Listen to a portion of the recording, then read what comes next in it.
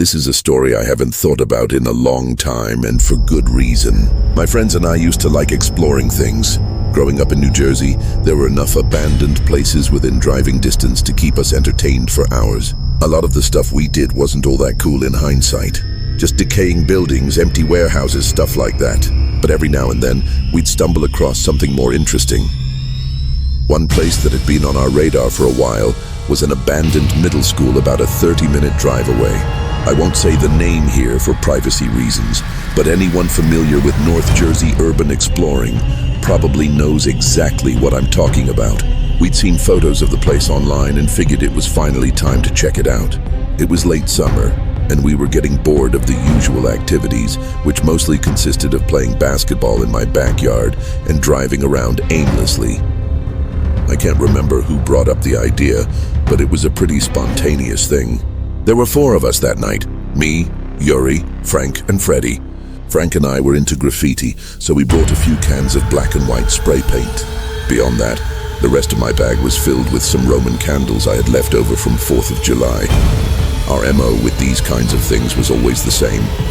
We'd mess around inside, get to the roof, shoot some fireworks off, then sprint down before any cops rolled up. This evening would be no different. Yuri was driving that night. He pulled onto a side street a few blocks from the school and we got out. We made our way towards the school and were pleasantly surprised to see that the fence around the perimeter had been cut. We were prepared to jump, but I was glad we wouldn't have to. The school was huge, bigger than the pictures online had led us to believe. It would have taken forever to explore the whole thing, but that was a good thing, as the 4 of us were prone to get bored very quickly. Frank led the way through the hole, followed by Yuri, then me, then Freddie. Freddie was the most fearless, so he volunteered to bring up the rear. We found a door that wasn't boarded up and stepped inside. Even with our flashlights, it was eerie. Picture your childhood school, only dead silent. Every hallway was stripped down to exposed wires and crumbling tile. Insulation was hanging from the ceiling, and there were bits of broken furniture everywhere. The entrance we found opened into a hallway, which we happily began walking through after clicking on our flashlights. We all had really powerful flashlights, which was something we were very proud of for whatever reason.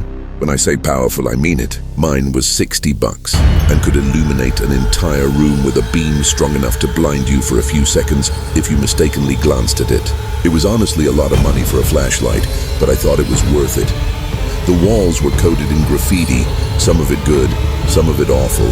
Frank and I paused here and there to check out a few tags, but mostly we kept moving. I'll spare you most of the details about the building itself, but it was honestly really cool. Seeing all those seats in a stage that was literally falling apart was a dope sight. We made a quick loop through the basement, which was by far the most run-down part of the school. We didn't spend much time down there, partly because of the wear, but mostly because I could tell my friends were getting creeped out.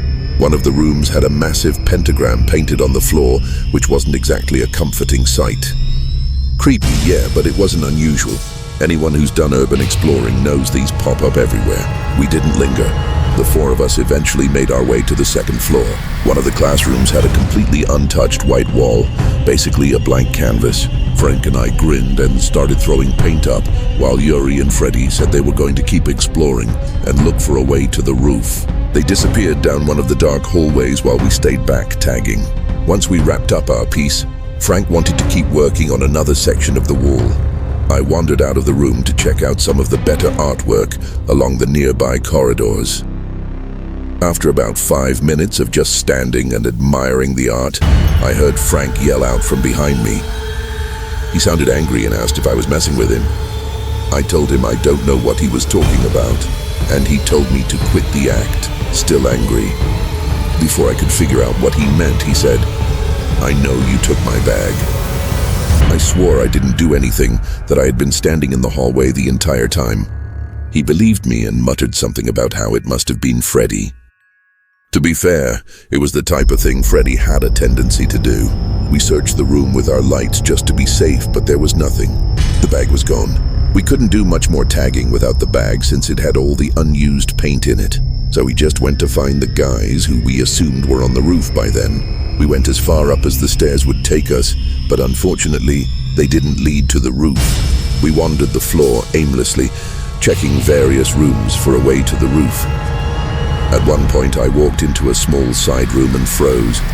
There on the wall was another pentagram, like the one we had seen in the basement, only this one was much more ominous. It was freshly painted, which I could tell because paint was still dripping down it, and in the corner of the room was Frank's bag, just sitting there.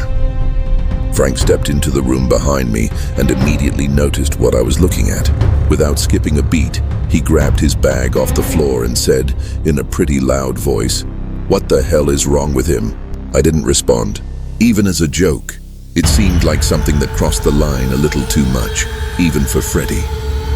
We left the room and started walking down a random hallway in silence, just wanting to find our friends. Just then, we heard rapid footsteps thundering towards us. It was Freddy and Yuri who motioned for us to follow them. We didn't even have time to be pissed at Freddy. We just ran. Here's a good rule to live by. If someone tells you to run, you don't stand around and ask questions. That's just plain stupid. As we ran, Yuri tried to explain what was going on, but I couldn't really understand him over all the noise. All I gathered was that we were running from someone, most likely multiple people. The four of us tried to find our way back to the exit, but it was a literal maze in there, especially given the circumstances. Eventually, we stopped to catch our breath at a corner in what felt like a completely different wing of the building. We all agreed that if we just found a random stairwell and went down, we'd eventually find a way out. It didn't sound like there was anyone chasing us, so we decided to move slowly and just be as quiet as possible. After finding a stairwell, we went down a couple floors. Once we got to what we all agreed was the ground floor, we started walking through the hallway, thinking we were in the clear. But just then, this sharp hissing noise rang out from somewhere in front of us. A steady, sharp hissing. That's the best way I can describe it. It sounded like someone trying to imitate a cat. The four of us froze, hoping that whoever was down there didn't notice us. But as we were slowly and quietly retreating back the way we had come, a deep voice said something from beyond the darkness in front of us. He said, word for word, "I should have cut you when I had the chance." We didn't wait another second, we just ran. This time, I could actually hear several sets of footsteps behind us, which made things 10 times scarier than they had been before. They were yelling obscene things behind us, stuff about how they were going to kill us and how they had all the exits covered. It was the scariest moment of my life. I thought we were going to have to run back upstairs and hide somewhere in the building, but somehow Yuri took a turn at the right moment, and up ahead, we saw the original door we'd come through. We kept running, even after making it outside, then through the fence and all the way back to Yuri's car. Yuri drove off. And even though we all looked back at the school, there wasn't much we could make out on account of how dark it was. We weren't sticking around though. As we were driving away, Freddy told us their side of the story.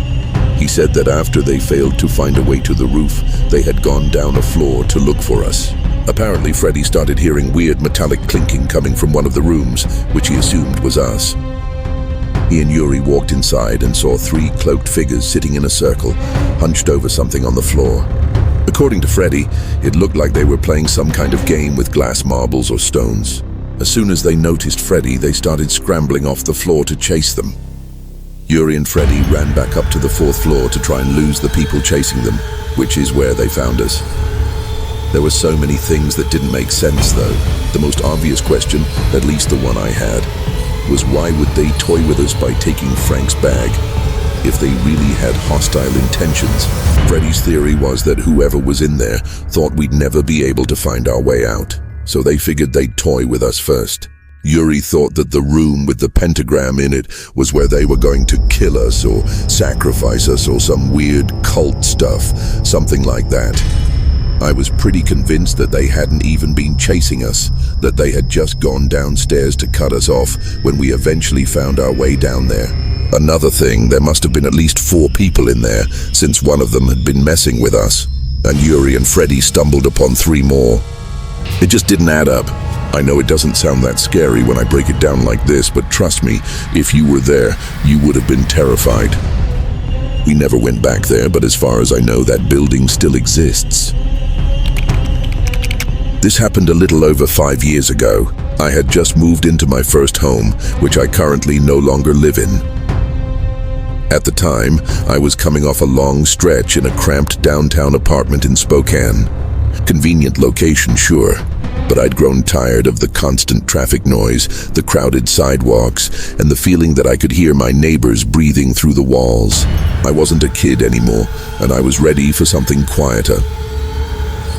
The place I ended up renting was a small one-story home on the outskirts of some rural town, tucked behind a stretch of pine trees with a narrow gravel driveway. There's really not much else to say about it because it wasn't much to begin with. Just 2 small bedrooms, an outdated kitchen and a cramped bathroom. But it was peaceful. The nearest neighbors were a little ways down the street. They were out of eyeshot and definitely out of earshot. Finding a job out there was the most frustrating thing, but I was eventually able to land one. Between the hours and the general exhaustion, I didn't have much of a routine. I mostly lived off takeout and kept to myself. No social life to speak of, which I didn't mind. This particular night happened in late October. I'd just gotten home from work, maybe around 9:45 or so. It had been a long day. One of those mentally draining kinds of shifts where all you want is food and a quiet place to sit. I kicked off my boots, changed my clothes, and ordered Chinese from a spot I'd used a few times before. There weren't any delivery apps that serviced that area, so your options for food were pretty limited and depended purely on which places were willing to drive out to you. It was sometime just after 10 when the doorbell rang. I remember thinking, damn, that was fast. I walked to the front door and looked through the peephole. There was a guy standing there wearing a hoodie and jeans with his hands in his pockets, but he didn't have any food with him.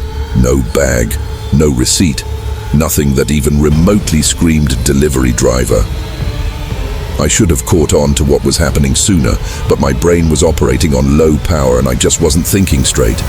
Against my better judgment, I cracked the door slightly open, keeping the chain on. I asked him if he was here with the food. He paused for a couple seconds, then nodded, saying something about wanting to double-check the order first before grabbing it from his car. That's when I came to my senses. I told him flat out that if he didn't bring the food to the door, I was going to call the police. Instead of responding, he muttered something under his breath before turning and walking down the driveway. I watched him until he disappeared into the darkness, the whole time thinking about whether or not I should say something. I decided against it, which I still think was the smart thing to do. Either way, though, my gut was churning at that point. I shut the door and locked it, then grabbed my phone and called the restaurant. The manager picked up, and after I explained what happened, he told me the food hadn't even left yet. That was the moment it really clicked. Whoever had just been at my front door was some stranger with the intention of robbing the place or doing something even worse. God knows what. I called the non-emergency police line and reported what happened. The dispatcher advised me to stay alert and said they'd noted for patrol. It wasn't urgent enough for a response, but it was enough to get logged, which I figured was fair since nothing actually happened, and in all likelihood, the guy had probably just left. 20 minutes later, the actual delivery guy pulled up. I took the food and paid him, and that was that. Around 11:30, I was in the living room watching TV with the lights off when I heard a noise. A faint scraping sound coming from the back of the house. I muted the TV and froze, trying to be as quiet as possible. After a few agonizing seconds of silence, I heard the scraping sound again. It was coming from the back door. I was absolutely sure of it. I stared dead straight at the back of the door, and to my horror, the doorknob slightly jiggled a few times. Someone was testing it. Without another thought, I quietly called 911 and told them what was happening. I grabbed a kitchen knife and locked myself in my room, still trying to be as quiet as possible. After a good 15 minutes, an officer finally announced himself at my front door, and I rushed to let him in. The police did a search of my property and the surrounding area. No one was in sight. Despite that, one of them pointed out something near the back door, fresh pry marks. It looked like someone had tried to wedge something under the lock, probably a flathead or a pocket tool. I gave them my statement and connected it to what had happened earlier. They said patrols would be increased temporarily, but other than that, there was nothing they could do. As much as that answer dissatisfied me, I had no choice but to accept it and move on. I'd be lying if I said I slept soundly after that, but the next few nights passed without incident. I told myself there was no way that guy would return after getting the police called on him twice, and he didn't. But a few nights later, I woke up sometime after midnight to sirens. Police sirens. They weren't too close, but they were loud enough to rattle me awake. I got up and went to the window just in time to see 3 cruisers fly past my house with their sirens blaring. I was glad that it had nothing to do with me, but I was still curious nonetheless. I figured it was probably some unrelated domestic thing and just went back to bed. But not 20 minutes after I had fallen back asleep, I was woken up again, this time to knocking at my front door. I groggily got out of bed, walked over to the door and checked the peephole. There were 2 uniformed officers standing on the porch. When I opened up, one of them asked if I recognized someone they just detained a few streets over. He held up his phone and showed me a photo. It was him. It was that guy from a few nights earlier, the one who had tried to break into my house. I emphatically confirmed it with audible shock in my voice. Apparently, he'd just been caught trying to break into someone else's house nearby. They had him in custody and figured there was a chance there was a tie to the call I had made earlier in the week. The officers told me I wouldn't have to worry about him anymore, and I thanked them. That was the last I ever heard about it. They never followed up with me, and I never inquired. I was just happy to move on with my life and basically forget about the whole thing. I actually ended up moving out of that house shortly after that, mostly because I was going crazy living in isolation. This happened just a few weeks ago, and I haven't been able to stop thinking about it since. My name's Catherine, and I'm a 24-year-old law student about to start my 2nd year at NYU. For anyone unfamiliar, first year is a nightmare. I don't think I slept more than 4 hours a night from September to May. So when summer finally rolled around, I promised myself I'd enjoy it while I could. That meant going out a lot, especially on weekends. I was staying back home for the summer for a couple of reasons. It was easier on rent, for one. All my hometown friends were around as well. Plus, it gave me a nice sense of familiarity and return that you can only get from being at home. Most Saturdays, we ended up at the same handful of bars a couple towns over. There's one in particular that's always packed, and that's where I was with my friend Jackie the night everything went down. This is going to sound bad, but I have this habit of pretending to be kind of ditzy when I meet guys at bars. Nothing too over the top, just enough to let them assume things, and assume things they do. I'm not sure if this has always been a dynamic surrounding nightlife, but the guys at bars, at least the ones I interact with, seem to assume every girl they talk to is brain dead. I'm not a genius or anything, but I'm definitely not brain dead. And yet somehow pretending to be dumb is kind of fun. I can't even really explain why I do it. I just think it's funny seeing how guys react. And I'll admit, there's something satisfying about flipping the script once I get bored of playing dumb. Jackie and I had just gotten our drinks, and we were scanning the crowd when these 2 guys slid into conversation with us. We later learned their names were Sebastian and Luke. They seemed pretty normal. Not immediately creepy, decent-looking, confident, no readily apparent red flags either, which was always a good sign. Jackie seemed to click with Luke almost instantly, so I figured I'd stick it out and talk to Sebastian. He wasn't bad, kind of charming actually. We actually talked to them for a really long time, which was kind of shocking to me considering the vast majority of these bar encounters don't last more than 5 minutes. Jackie's not exactly what you'd consider a nice girl. So the fact that she wasn't closing herself off to conversation was saying something. At one point, she grabbed my arm and whispered that she needed the bathroom. As we were leaving, Sebastian asked if we wanted anything to drink. I told him we'd both have a rum and coke, which I opted for because it's a pretty standard drink that even a college bar bartender would have trouble screwing up. In the bathroom, Jackie admitted she was thinking of going home with Luke, preferably sooner rather than later. I was pretty shocked by the news, to be completely honest with you. I'm usually the one to make the poor, spontaneous decisions, not her. I questioned why she was acting in such an uncharacteristic way, and she tried convincing me that Luke, quote, could be the one, which was obviously laughable, but I wasn't going to tell her that. Instead, I just shrugged. I wasn't particularly invested either way, but I figured if she was into it, I'd be a good friend and just go with the flow. As we were returning from the bathroom, I spotted the guys across the bar. They didn't seem to notice us. Interestingly, they weren't laughing or talking in the fun, relaxed way they had been before we left. Instead, they were just kind of standing there with blank faces. The closer I looked, the more it seemed like they were actually whispering, which was even stranger. For whatever reason, that little change in behavior gave me a really unsettling feeling that I couldn't shake. As soon as we got within a few feet of them, the energy shifted again. It was subtle, but I noticed. They both snapped right back into the casual bar vibe they had been sporting just a few minutes ago. Luke nudged 2 drinks toward us without saying much. I looked down. There were 4 drinks total, 2 rum and cokes and 2 something elses. I couldn't really tell what the other drinks were, but based on the bright yellow color and the slushy-looking liquid, one thing was for sure. They definitely didn't look like something most guys would order. I decided to take advantage of that. With as innocent a smile as I could muster, I pointed at the peculiar-looking drinks and asked the guys what they were. Sebastian said they were pina coladas, which was beyond random. I tilted my head and gave him a teasing look, trying not to make it too obvious that I thought something was up. In a playful voice, I said, "You know, I think these drinks might be too girly for you guys. I would hate for anyone to catch you sipping them." Before waiting for a response, I reached out and slid our rum and cokes across the table, replacing them with the frozen drinks. Then I raised my glass and took a long, slow sip before giving Sebastian a little wink. Jackie caught on and grabbed the drink I pushed in front of her. She looked at me for a second, clearly confused, but she went with it. Sebastian stared at me for a long second with his eyes narrowed like he was sizing me up. Then he just left and said, "Touché."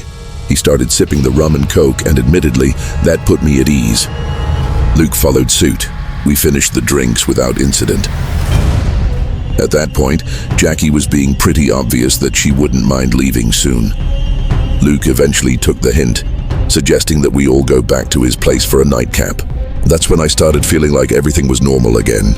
I didn't think it was likely that the guys would have invited us over if they suspected we knew something was up. We Ubered back to his apartment, which wasn't anything fancy. Just a modest second-floor unit in a small complex nearby. Inside, it was cleaner than I expected, but weirdly minimal. Like there wasn't much furniture or decoration anywhere, almost like he had just moved in. Luke had some White Claws in his fridge, so we kept the energy going by drinking those and playing some music on his TV.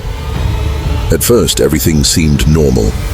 There was no sign that anything was off whatsoever. In fact, it kind of seemed like the guys were starting to sober up. But that didn't last long. We couldn't have been there more than 20 minutes when things got strange again. The guys seemed to be getting progressively drunker really, really fast. They started slurring their words and laughing to themselves. And then, just like that, the 2 of them fell asleep on the couch within minutes of each other. It was a pretty horrifying sight. My initial suspicion that they had messed with our drinks was proven right in front of our very eyes. Jackie was oblivious to what was going on, but I don't blame her. She was significantly drunker than I was. She rushed over to Luke and tried to slap him awake, but I pulled her back and told her to calm down. I asked her if she remembered me switching the drinks, then told her I thought it was because they might have done something to them, and it turned out I had been right. She looked at me with a shocked expression and then just said, "Oh my God," over and over and over again. The 2 of us just sat there for a few minutes trying to calm each other down and figure out what to do next. I wanted to just leave right then and there, get as far away from those guys as possible. But Jackie was determined to find some kind of incriminating. Get as far away from those guys as possible, but Jackie was determined to find some kind of incriminating evidence. We looked around a bit, but it's not like we're crime detectives. Plus, what exactly were we supposed to do? We weren't going to flip the place upside down looking for something we didn't even know was there. I told Jackie this, and after a little persisting, I finally got her to leave it alone. We left not long after that. I think we were both still in shock. We never went to the police, not that night or the next morning, and at this point, we probably never will. I know that might sound irresponsible or even stupid, but we don't have any real evidence that they did anything sinister or illegal. There's also the possibility that they really had just gotten super drunk super fast, but I think it's unlikely, and so does Jackie. Either way, I don't think I've ever been closer to real danger. Why anyone would drug girls who are already willing to go home with them is a complete mystery to me. That makes me think they were planning something even worse, as if the situation wasn't already the kind that never has a happy ending. Also, And this is the part that confuses me and makes me doubt myself the most. Why the hell would they agree to let us go home with them if they knew they were hours away from passing out? I guess it's possible that they thought the drugs wouldn't affect them because of their bigger size, but I don't know. That might just be stupid. Also, why even bother taking the risk? I really can't begin to explain any of it. This is going to be something I think about regularly for a while. I know it's my own stupidity for letting someone else control my drink, but it's just crazy to think about what some people will do to get what they want.